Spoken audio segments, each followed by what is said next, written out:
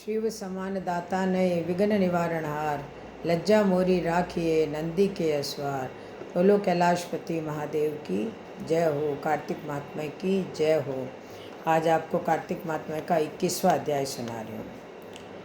नारद जी बोले, इस प्रकार वचन सुनकर विस्मित होकर दंडवत करके धर्मदत्त बोला, सब मनुष्य यज्ञ, दान, तीर्थ, तप से पीड़ा नाशक विष्णु की आराधना करते हैं। उनमें विष्णु को प्रसन्न करने और सामीप्य दे ऐसा कोई पूजन है जिसे करने से सब यज्ञादि फल सफल हो जाएं। गण बोले, हे विप्र, तुमने अच्छा प्रश्न किया। इतिहास समेत प्राचीन वृतांत हम कहते हैं, उसे ध्यान से सुनो। कांचीपुरी में चोल नामक चक्रवर्ती राजा था। इसके भी नाम से चोल देश प्रसिद्ध हुआ। उसके राज्य में कोई आदमी दरिद्री, दुखी, पापी, गरीब और रोगी नहीं था। असंख्य यज्ञ करने वाले उस चोल के स्वर्ण यज्ञ स्तंभ से ताम्रपर्णी नदी के दोनों किनारे चैत्ररथ नाम के कुबेर के वन की तरह शोभित हुए। एक समय वह राजा अनंत शयन के स्थान को गया, जहाँ की योग माया के आश्रय भगवान शेष शैया पर शयन करते थे। वहाँ लक्ष्मीपति भगवान का मोती और सुंदर सुवर्ण के फूलों से पूजन किया। पृथ्वी पर दंडवत प्रणाम करके वहाँ बैठ गया। तब हाथ में तुलसी और जल लिए कांचीपुरी में रहने वाले विष्णुदास ब्राह्मण को वहाँ आकर विष्णु योग सूक्त से भगवान को स्नान कराते और तुलसी पत्र से पूजन करते देखा। उनके ऊपर ब्राह्मण के तुलसी दल चढ़ाने से वो रतन ढक गए। यह देख राजा कुपित होकर बोला, यह माणिक और सुवर्ण से मैंने पूजा की है, विष्णुदास इसे तुलसी पत्रों से तुमने क्यों ढक दिया है? तो विष्णु की भक्ति नहीं जानता है, ढोंगी है, मैं जानता हूँ, जो अत्यंत शोभायुक्त पूजा को ढकता है। तब वह ब्राह्मण राजा के गौरव को तुच्छ समझकर बोला, हे राजन, तू भक्ति नहीं जानता, राज्य लक्ष्मी का घमंड है, तूने पहले कितना विष्णु का व्रत किया है। गण बोले, ब्राह्मण का वचन सुनकर और हंसकर राजा गर्व सहित वचन कहने लगा कि जो भक्ति का गर्व करता है, बता तो दरिद्री की भक्ति कितनी है। विष्णु को प्रसन्न करने वाले यज्ञ दानादि तूने नहीं किए और न ही तूने कोई मंदिर ही बनवाया, ऐसा तुझे भक्ति का घमंड है। अब सब ब्राह्मण मेरे वचन सुनो, सब देखते रहो कि विष्णु मुझको दर्शन देंगे कि इसको, तब हम दोनों की भक्ति मालूम हो जाएगी। यह कहकर राजा ने राजगृह में जा मुद्गल ऋषि को आचार्य बना वैष्णव यज्ञ आरंभ कर दिया। वह यज्ञ जहाँ बहुत सी ऋषि बहुत सा अन्न संपत्ति है, ये व्रत गया क्षेत्र में किया था। विष्णुदास ने भी इसी मंदिर में ठहरकर विष्णु को प्रसन्न करने के लिए माघ और कार्तिक का व्रत किया। तुलसी का वृक्ष लगाया और एकादशी के दिन 12 मंत्र, 16 उपचार और नित्य विष्णु पूजा करने लगा।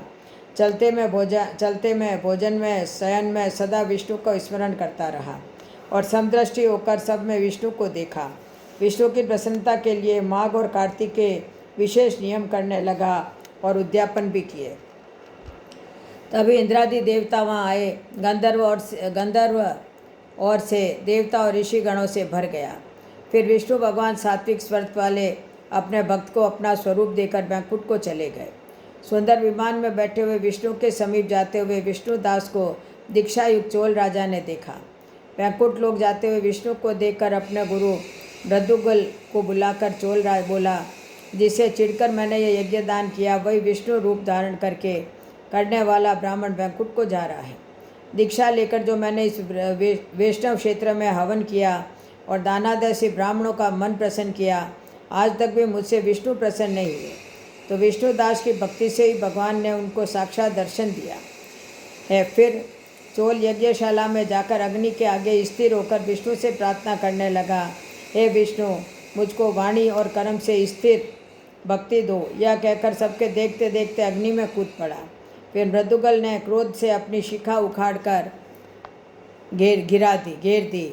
इसी से उनके गोत्र में मृदुगुल शिखाहीन होते हैं। तभी अग्नि से प्रकट हुए भक्त वत्सल भगवान ने उसको आलिंगन करके श्रेष्ठ विमान में चढ़ा लिया और अपना स्वरूप देकर उसको देवताओं समेत बैकुंठ को ले गए। इतने श्री 22वां अध्याय 21वां। बोलो कार्तिक महात्म्य की जय हो। अब आपको नगर बसेरे की कथा सुना रही हूँ। एक जाटक था, एक भाटक था, दोनों दोस्त थे। जाटक चला बहन के, भाटक चला सासरे। रास्ते में कुएं की पाल पर दोनों बैठ गए। जाटक बोला, नगर बसेरा कर लो। भाटक बोला, मैं तो सासरे जा रहा हूँ, खूब खातिर होगी सो तू कर। जाटक कुएं की पाल पर बैठकर पानी की घंटी और चावल का दाना लेकर नगर बसेरा करने लगा और बोला, नगर बसेरा जो करे सो मल धोवे पाँव, तात मांडा तापसी देगी मेरी माँ, माना देगी मावसी, देगी द्वारका का वास, मीठा मीठा ग्रास वृंदावन का वास, 5 कुल्टी छठी रास, मेरा जीवड़ो श्री कृष्ण के पास, डालू पानी हो जाएगी जड़ से निकल जाए मेरा जी। वह कहकर के चल पड़ा। जाटक की बहन ने बूरा चावल जिमा कर खूब बातचीत की। बाटक पहुंचा तो सासरे में आग लग गई। बुझाते बुझाते हाथ भी काला, मुंह भी काला, रोटी ना पानी। पड़ोसन आई, बोली जवाई आया है, उसकी भी पूछ कर लो। सास बोली क्या करूं, मेरा टापड़ा भुगता चला आया। पड़ोसन ने रोटी और छाछ दी, उसने खा ली। शाम को दोनों फिर मिले। दोनों बोले क्या बात। बाटक बोला मैंने ससुराल में आग लगी पाई। बुझाते बुझाते हाथ भी काला, मुंह भी काला, रोटी ना पानी। जाटक बोला मेरी तो खूब खातिर हुई, मैंने कही थी ना नगर बसेरा कर ले। बोला आ अब कर ले। बाटक बोला अब भी ना करूं, तेरी मवासी है, पता नहीं रोटी दे या न दे, मेरी तो माँ है, दही की छूछली चूरमा की पेड़ी धरी पावेगी। बाटक ने नहीं किया। जाटक ने नगर बसेरा करा। नगर बसेरा जो करे सो मल धोवे पाँव, ताता मांडा तापसी देगी मेरी माँ, माँ देना मावेसी, देगा द्वारका का वासी, मीठा मीठा ग्रास वृंदावन का वास, 5 कुल्टी छठी रास, मेरा जीवड़ा श्री कृष्ण के पास, डालू पानी हो जाएगी जड़ से निकल जाए मेरा जी करके चल पड़ा। घर पहुँचते ही जाटक की मावसी ने लाड चाव किया। बाटक घर गया तो उनकी भैंस खो गई।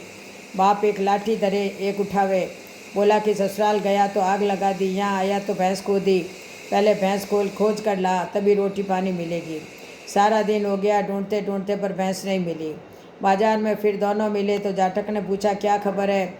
बाटक बोला कि आते ही मेरे बाप की भैंस खो गई, उसी दिन से ही ढूंढ रहा हूँ, रोटियाँ का ठिकाना नहीं है। वह बोला मैंने कहा था नगर बसेरा कर ले। बाटक बोला कि तेरे नगर बसेरे में इतना गुण है तो अब कर ले। दोनों नगर बसेरा करने लगे। नगर बसेरा जो करे सोमल धोवे पाँव, ताता मांडा तापसी देगी मेरी माँ, माँ देना मावसी, द्वारका का नाथ, मीठा मीठा ग्रास वृंदावन का वास, 5 कुल्टी छठी रास, मेरा जीवड़ा श्री कृष्ण के पास, डालू पानी हो जाएगी जड़ से निकल जाए मेरा जी। उन्होंने नगर बसेरा किया तो आगे चला तो रास्ते में भैंस मिल गई, लेकर घर गया। माँ बोली लड़के को आते ही निकाल दिया, सारा दिन हो गया है भूखा मरता।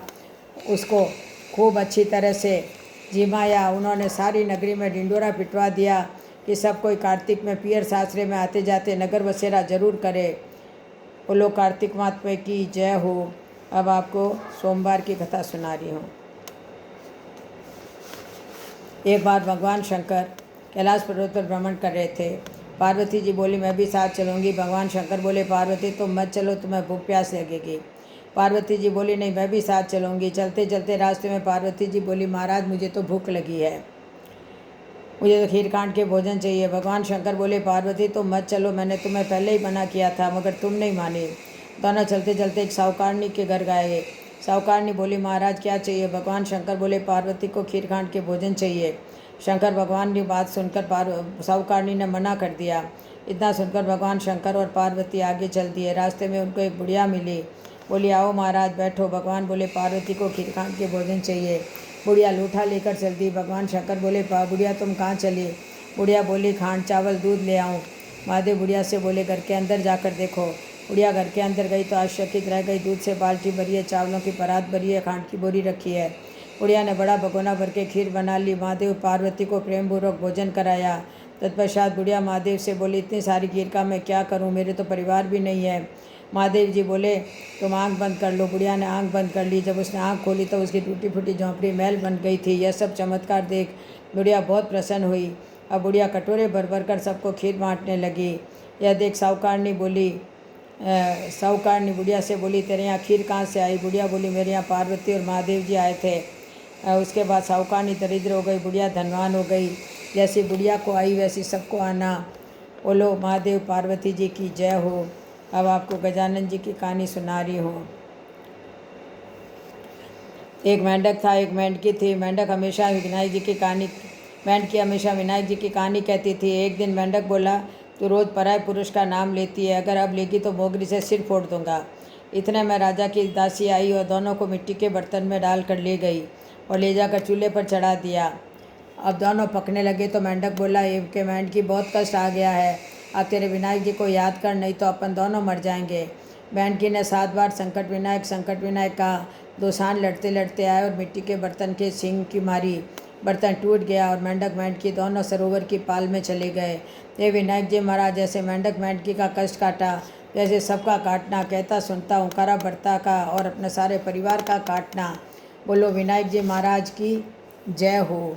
अब आपको आड़ी बाड़ी की कथा सुना रही हूँ।